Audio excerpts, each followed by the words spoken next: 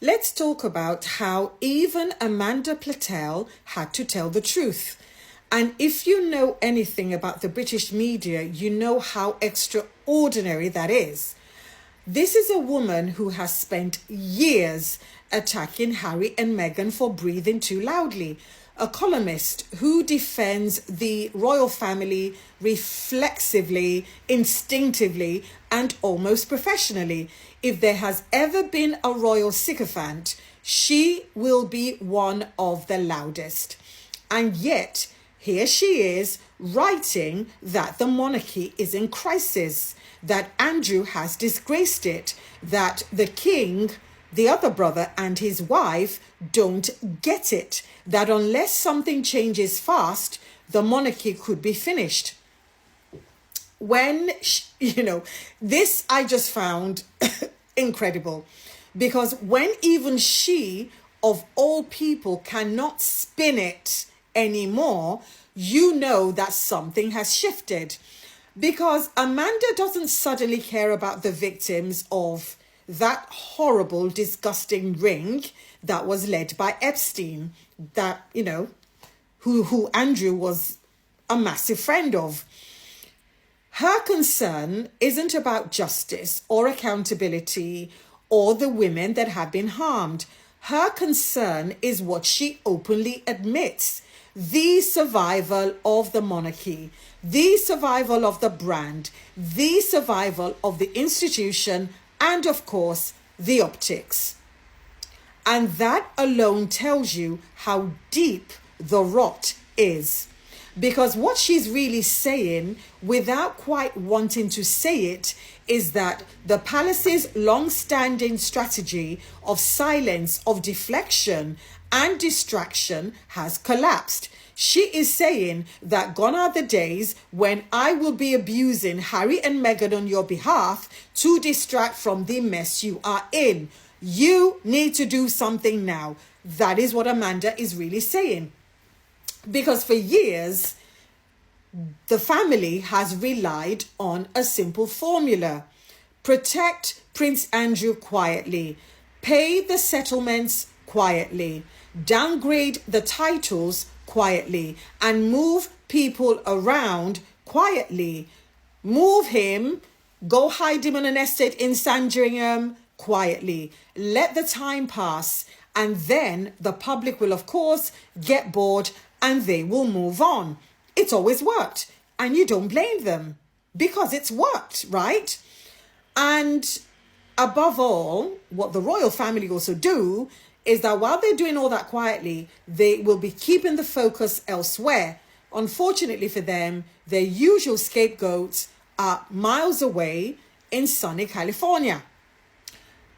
And Harry and Meghan, of course, as we know, were very useful in keeping focus away from Bad Uncle. Every headline that was written about them was one less headline about Bad Uncle. And every culture war meltdown that was over candles or lit gloss or jam was another day that we probably got distracted from the Epstein story. Now, I know that Amanda herself, she played that role really well. She wrote her fair share of these nasty articles about Harry and Meghan.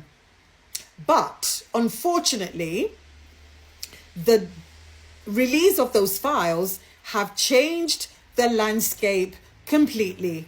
Because now there are documents, there are emails, there are timelines, there are intermediaries, there are names and patterns, and crucially, confirmation that Prince Andrew and Fergie did not tell the truth. All their lies about, oh my God, we've cut ties with him, we no longer have anything to do with him, I only went back to his house in New York to tell him we will no longer be friends. All those lies have been debunked. Seriously debunked, with proof, with evidence, screenshots, timelines, the whole thing. And they can't deny that the photographs are real, the relationships continued, and the lies are documented. So this is one you cannot say hug a tree out, you can't hug your tree your way out of it. And this is where I believe Amanda is beginning to panic, because she is lashing out at the King Charles documentary. She's lashing out at the fact that the other brother is barely there. He's always absent. And she's lashing out at the other girl sewing a pair of jeans, and at the Queen Consort reading to children. Not because these things are bad, some of the things they've done are not bad, but because they look absurd in the scale of the scandal.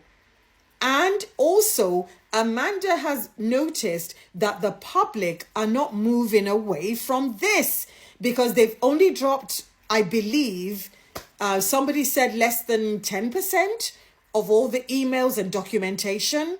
She also knows that there's going to be more to come. And her argument, her article, is she telling the royal family, please read the room and read it right this time. Also, with the public being very angry, very cynical, and being distrustful, they are watching a family that is still housing Prince Andrew on royal land, almost hiding him away in luxury.